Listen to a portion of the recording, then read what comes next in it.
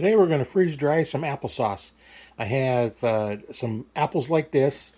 I had 2 bags I cut up. I left the skin on, took the seeds out, and I cooked them down. And you can still see there's some seeds in there. That's why it's a little bit red instead of the normal traditional kind of a yellowish color. So what I'm going to do, in case there's any seeds in there and get the skins out, I'm going to send it through this colander, and I'm going to put it in a tray with some dividers in it. Here's how I decided to divide the trays up. I got that nice little sheet in here so they don't stick, and here's the dividers into little squares like this. It gives an even number, and then when we have the applesauce in there, that'd be a nice little square. Probably about 1 serving if you get the little bitty containers, 1 serving. So it depends on how much you want. You can put 1 or 2, and then I'll put these into Mylar bags. We'll see how they turn out and rehydrate some and see what they're like. But I'm going to do a little tasting on this applesauce before I put it in there, just to make sure if I want to put anything else in there, I can put it in now so I don't have to worry about it later. But that's what we're going to do. I'll come back once I get it all through the colander and into the tray.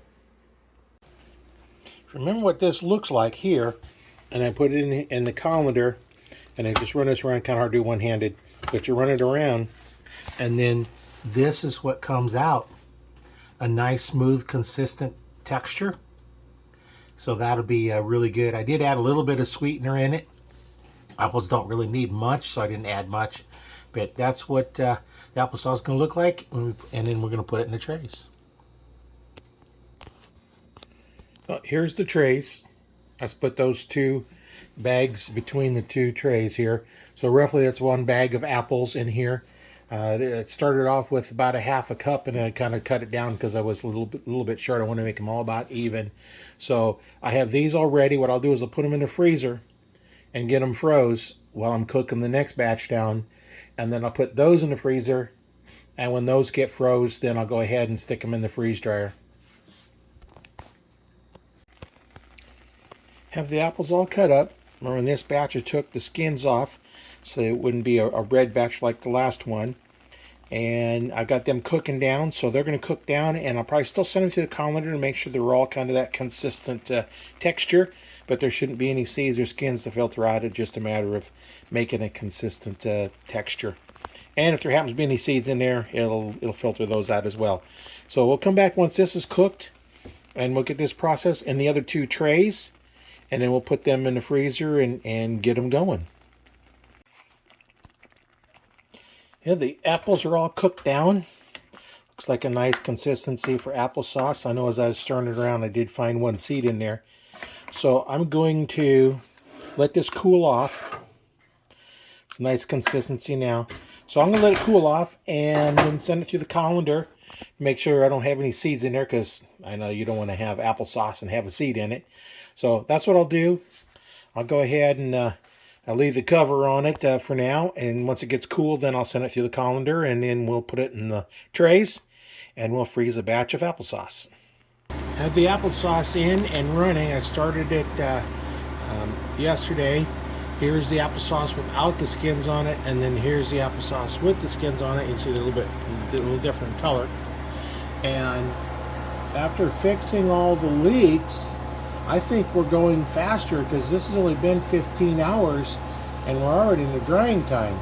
And it's been drying, it looks like, for almost 9 hours. So it's going through the freeze process a little quicker. Now these were cold, but they weren't completely froze. These had started to freeze on the top. These hadn't. They just started getting a little bit froze. But that's where we're at now. So I'm not sure where it's going to come out. But if you notice, we're at 405 milliliters and our vacuum pump is not on. So I think we have the leaks fixed.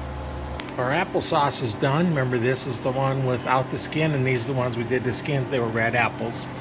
And we did about 28 hours. I did add some extra drying time to it. We're going to go ahead and stop this. I did go out and check them.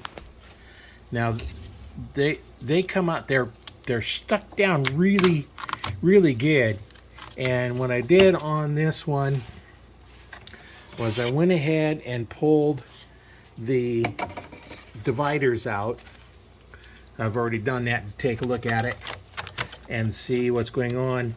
And they were still stuck down, so I'm going to have to separate those out. I got a little spatula that I used on here to take that out. And then I loosened up one of them and tried it, and it looks like it's pretty good now. So what I need to do is pull them out and package them up, and I'll come back once I get them packaged. Okay, I took one of those squares and I put a 1/4 cup of water in there, and I think that is more water than what we needed to have, but it looks like it rehydrated really well. Let me taste it. Tastes just like it did before I freeze-dried it. So, although that's not too bad, a 1/4 cup with each square. Could probably use a little bit less, but that's I think that's pretty good. That's about the right consistency. Yeah, for apples. it's like a 1/4 cup for each square. So we'll note that on the package. It's a 1/4 cup water per square. Here's what we ended up with. We had one we tested out. So we had 4 packages that we put 4 squares in, and one we put 3 squares in because we tested one of them to see how that works.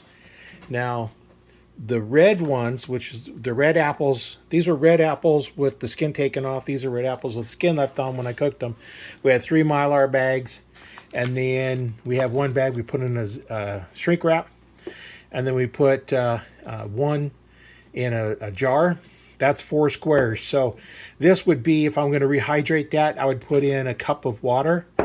So each of these that have a cup of water would rehydrate the whole bag, except for this one with 3 squares in it, and that would be 3/4 of a cup, because this one's got 4 squares in it as well. So that's what we ended up with.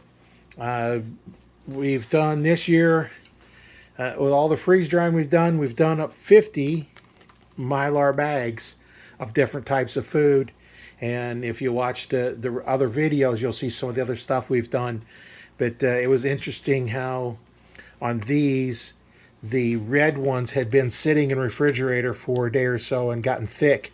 They come out of the trays a little bit better than these apples that we did fresh and then put in the trays. The little bit more water, I think, made them stick down a little bit more. But they still come off the cooking, or the, what is it, the silicone mats. They come off there pretty good. So this is what we have here for the applesauce. It turned out really good when I rehydrated it. It tasted just like it did before I freeze dried it, because I was tasting it as I was going. So that's how the apples turned out. Another good way of doing them. Makes a nice good taste for them instead of just eating them as regular chips.